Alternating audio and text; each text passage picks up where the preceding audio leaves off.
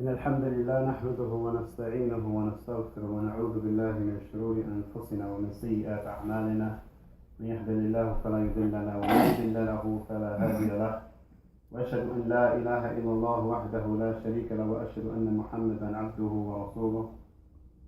يا أيها الذين آمنوا اتقوا الله حق تقاته ولا تموتن إلا وأنتم مسلمون. يا أيها الناس اتقوا ربكم الذي خلقكم من نفس واحدة وخلق منها زوجها وبث منها رجالا كثيرا ونساء واتقوا الله الذي تساءلون به والأرحام إن الله كان عليكم رقيبا. يا أيها الذين آمنوا اتقوا الله وقولوا قولا سديدا يصلح لكم أعمالكم ويغفر لكم ذنوبكم ومن يطع الله ورسوله فقد فاز فوزا عظيما. أما بعد فإن الخير الكلام كلام الله عز وجل وخير هدى محمد صلوات الله والسلام عليه وشر الأمور محدثاتها وكل محدثة بدعة وكل بدعة ضلالة وكل ضلالة في النار. My dear brothers and sisters in Islam, we reach a point at 2016, in the first month of 2016, in the first days after 2016, and we're constantly challenged. And one of the things that we're challenged with is how strong we want to be with our religion and how we're going to hold on to this religion after a new president or after more bombs and after more wars, after more Islamophobia and more apostasy, after more death threats and more dangerous situations. How are we going to stay upon istiqamah? How are we going to die upon Islam? One of the things that the Prophet ﷺ had mentioned to us is that from the signs of the hour is that a man, an individual like me, like you, Arab, non-Arab, European, Western, from the East, from the West, a man just like us or a sister just like us will what? He will go to sleep with Iman and wake up upon kufr. He will go to sleep upon kufr and wake up with Iman, showing the signs of the hour is going to be very severe. It will be very severe, brothers and sisters in Islam. And we know that the Prophet ﷺ, he had told us that the biggest thing that he had feared for the believers is a Dajjal. But the issue today, what we're going to focus on, is al-istiqamah. How are we going to have istiqamah? How are we going to be upright with the days to come? My dear brothers and sisters in Islam, in a narration has been narrated, a hadith has been narrated by Umrah bin Sufyan, Abi Umrah Sufyan, radiallahu anhu. He narrated that he went to the Prophet sallallahu alayhi wa sallam. وقال, Ya Rasulillah, O Messenger of Allah, O the one who was sent by Allah subhanahu wa ta'ala. Yes, the Prophet sallallahu alayhi wa sallam, what? And if a prophet was asked by his disciples anything, our ears should be open, our hearts should be open, our brain should be focused, because these are the people that Allah subhanahu wa ta'ala said, radiyallahu anhum wa radu anhu, that he was pleased with them and they were pleased with him. He was concerned about his deen. He was concerned about his dunya. He was concerned about his akhirah. So what was the question that Abi Umrah, what was the question that he asked the Prophet sallallahu alayhi wa sallam? Ya Rasulillah sallallahu alayhi wa sallam, kull li fil Islam, say something to me Islamic. قولا لا أسأل عنه أحدا غيرك. I don't have to ask anyone else besides you. I don't have to ask anyone else this answer to get this answer. I can only get this answer from you, Ya Rasulullah. Because he understood the status of the Messenger of Allah sallallahu alayhi wa sallam. He asked what question? Tell me something in Islam that I cannot ask anyone else, that I cannot find out from anyone else. And the Prophet sallallahu alayhi wa sallam said what? There were 1,001 things the Prophet sallallahu alayhi wa sallam could have said. He could have told him like the agenda that we say now, take your sword and fight. He could have told him to go to the caves and save yourselves from the fitan. He could have told him, the Sahabi, who was يخاف على دينه, he could have told him, take your family and save yourselves. But he told him, say, آمنت بالله واستقم. He said, say, you believe in Allah and be upright. We reach a point in time where being upright is difficult. We reach a point in time where you cannot even talk about the munkar. That if you say something about the munkar, you say something about the evil, you're considered to be evil. You're considered to be homophobic. You're considered to be a person who's intolerant.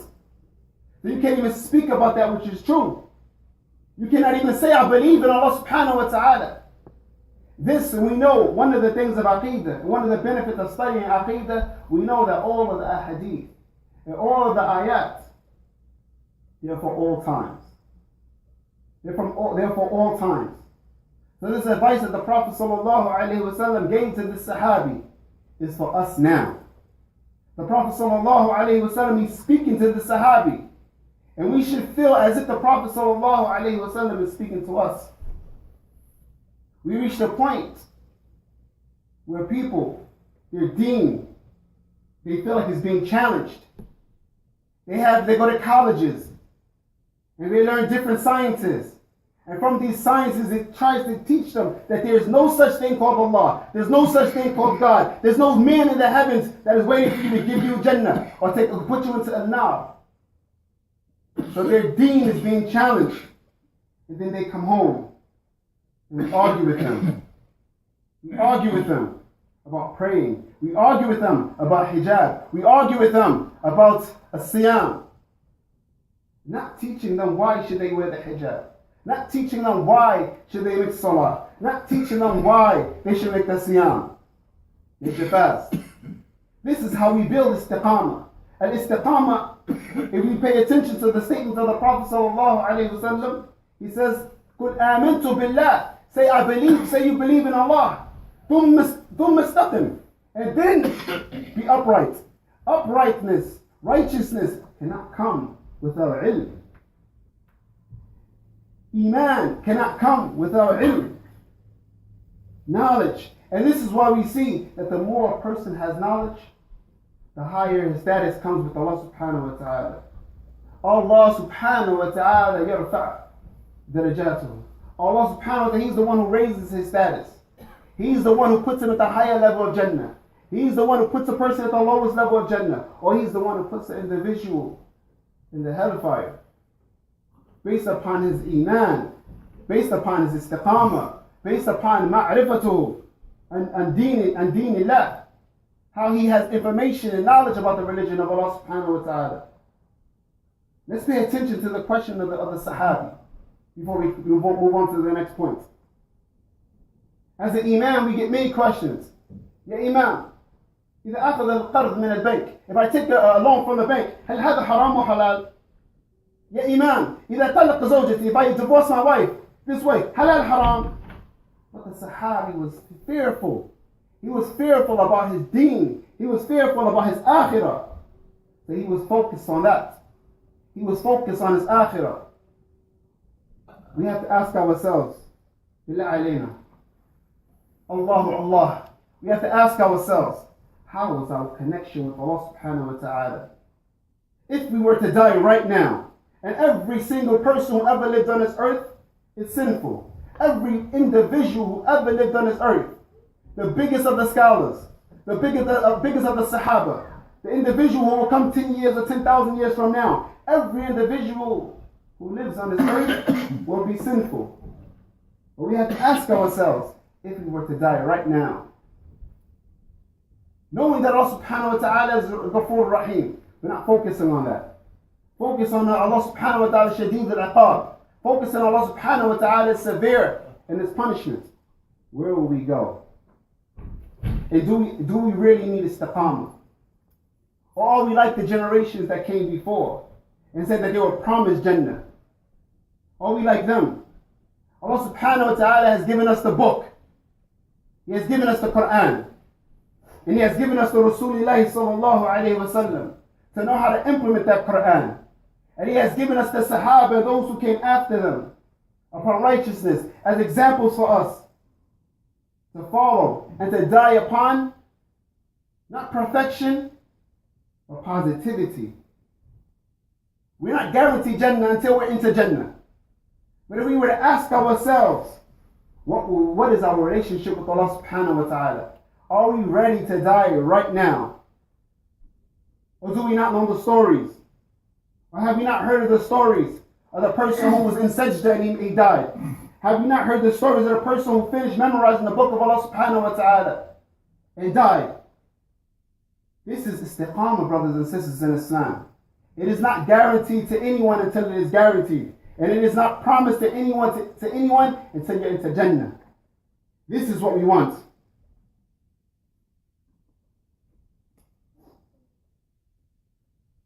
And it is not something that is not obtainable. It is not something that is not obtainable. But we should not take it for granted. We should not take it for granted as if we have it already. Do we not know when Allah subhanahu wa ta'ala told the Prophet sallallahu alayhi wa sallam, when the Bedouin Arab came to the Prophet sallallahu alayhi wa sallam, and Allah subhanahu wa ta'ala he told the Prophet sallallahu alayhi wa sallam to say what?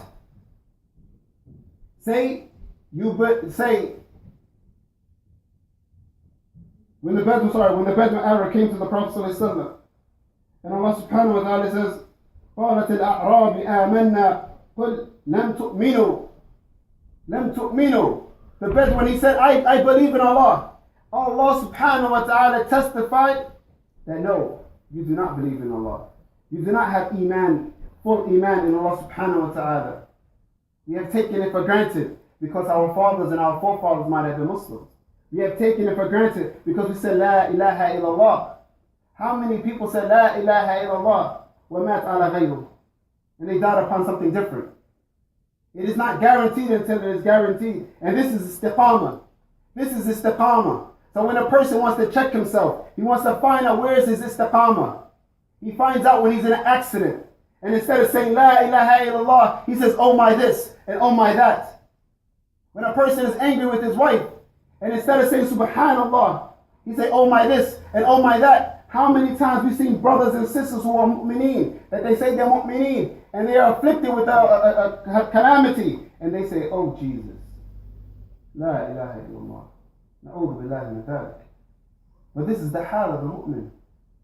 The hal of the mu'min is that if the situation of a believer, if a person is not constant, he's not in constant remembrance of Allah subhanahu wa ta'ala, then at the time of need, he will not be able to access it. He will not be able to say La ilaha illallah even if he wants to.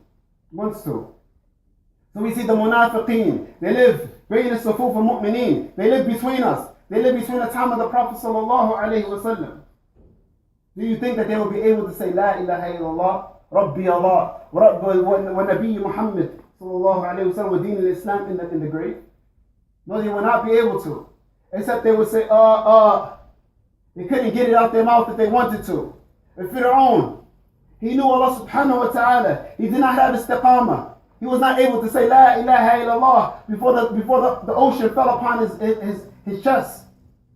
And all of the Tawagids, all of them who came during the times of the prophets and the messengers, salawatullahi alayhim, salawatullahi wa salamu alayhim jami'an. All of them, all of those who opposed them, they were not able to say La ilaha illallah, even though they knew that Islam was true. Allah subhanahu wa ta'ala has given us a gift. He has given us a gift, and He has put it in all of our hands. At this point is what we will do with this gift. Will we walk proud as Muslims, or will we cower and hide? This is not the situation of a believer. Like the Prophet sallallahu alayhi wa sallam said, whoever يلقي Allah, whoever loves to meet Allah, حب الله لقاء. Allah subhanahu wa ta'ala loves to meet Him. ومن يكره يلقي Allah. Whoever hates, whoever is ashamed to meet Allah subhanahu wa ta'ala, he hides between the people. When they drink alcohol, he'll drink alcohol. When they make zina, he'll make zina. He'll do whatever he has to do to change the face of a believer. And it is not the beard or the thobe that will make you a believer. It is the salawat. It is the istiqamah that will make you the believer. Because he loves to meet Allah. He's not hiding the mu'min. So Allah subhanahu wa ta'ala, he says about this Bedouin man, وَلَكِنْ نَقُولُ أَسْلَمْنَا وَلَمْ يَدْخُلُ الْإِيمَانِ فِي قُلُوبِكُمْ. And say, I took my shahada, I entered into Islam, but Iman has not yet entered into your hearts. True Iman has not yet entered into your hearts. The person who says he raises his hand to hit his wife, Iman is not yet in your heart. The person who's afraid of following the Sunnah, Iman is not yet in your heart. The person who says, well, maybe ISIS is they're not Muslims. No, we say what they're doing is not Islam. What they're doing is not Islam. But we cannot take a person out of Islam, even if they're sinful. And we should take note to this, because the Christians nor the Jews, they do this. None of them do this. We can say a person has fallen into an error. He has fallen into a misunderstanding of Islam. That is not Islam. That is not how we interpret these ayat. We cannot say a person is not a believer, even if their actions is kufr. Even if the actions is kufr, until they do the kufr that takes them out of Islam. There's a difference. And the reason why I say this is because we as Muslims are willing to go to the far right, and we're willing to go to the far left for every other religion to please them. But we're not willing to go to the far right, nor the far left to please Allah subhanahu wa ta'ala. Ayn istiqamah ya ikhwa.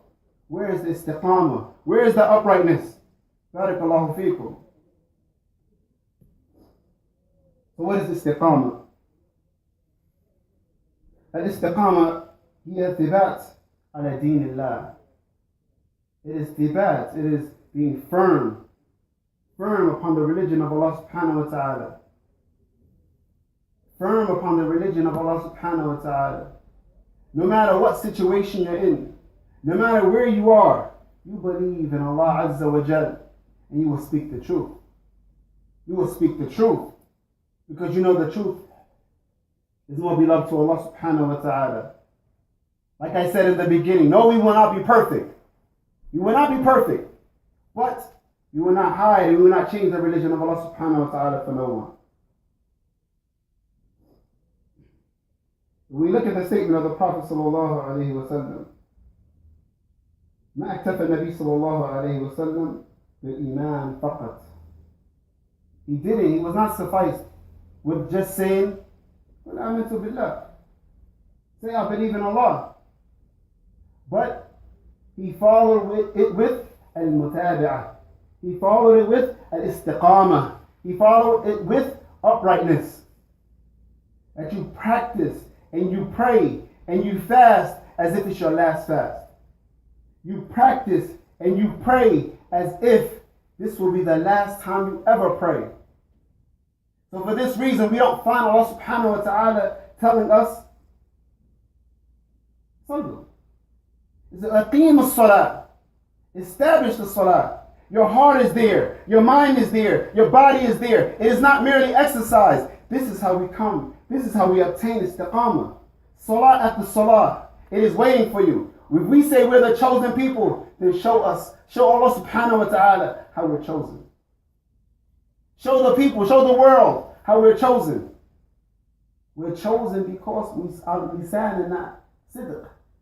Our tongues are truthful. Our actions are truthful, not deceitful, balanced. And we don't oppress anyone. And we speak up against oppression. هذا استقامة يا إخوة. This is استقامة. الاستقامة هي الصلاة والصوم والزكاة وبر الوالدين.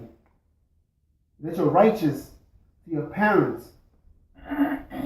Your parents, barakallahu feekum. How many of them died and you know in your heart that they were pleased with you? How many of them are still alive and you visit them to the best of your ability, you call them? How many times we have heard situations where a person says, I haven't visited my father or I haven't visited my mother for months.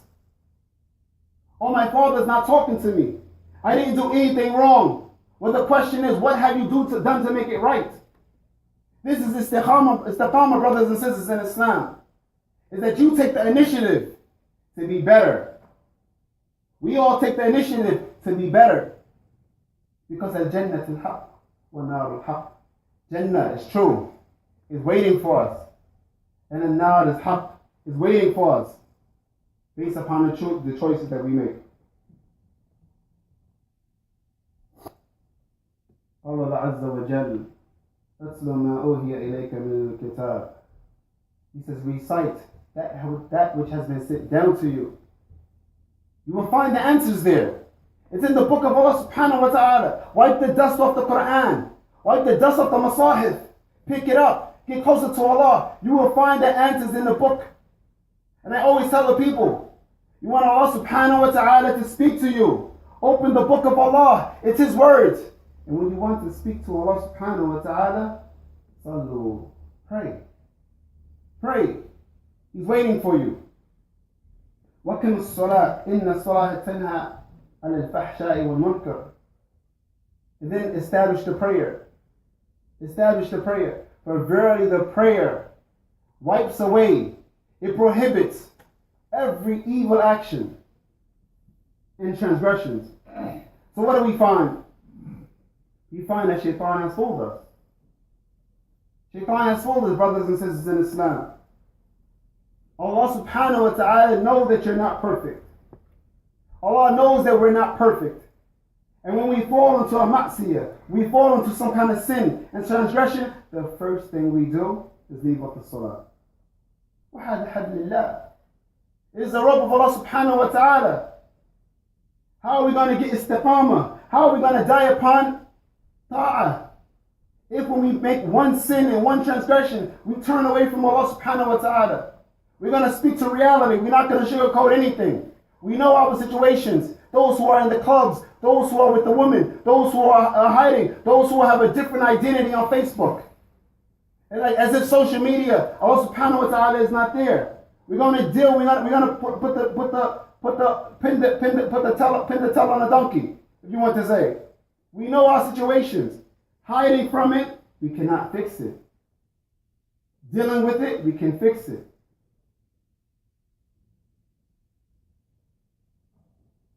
We must ask ourselves, why did Allah subhanahu wa ta'ala seek assistance in the salah? And the answer is, in the salah, you have hudur al-qulub. Your hearts are there. They're ready for Allah subhanahu wa ta'ala. You know when you get into this conversation, you're speaking to Rabb al-Alameen. You know that when you get into this situation, you're asking Allah subhanahu wa ta'ala maghfirah for all your dhunub. You can't hide from it. You know what you did yesterday, you know what you did 10 years ago, you know what you did last week. And when you stand up, you're standing up for Allah subhanahu wa ta'ala to ask Him to get into Jannah. أقول قول هذا واستغفر الله لي ولكم وسائر المسلمين فاستغفروا فإنه غفور رحيم.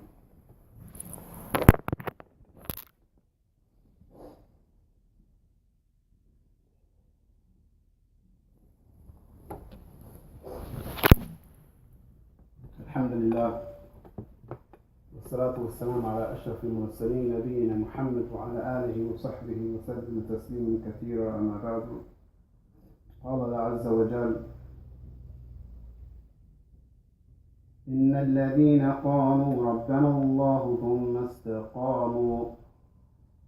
Allah subhanahu wa ta'ala says, verily those who say my Lord is Allah, those who say my Lord is Allah, and then they seek to be upright. They seek to be upright. Is this not our situations? Is this not what we want? And Allah subhanahu wa ta'ala has fooled us. The shaitan has fooled us. He has made us to believe that we're still young, we have time.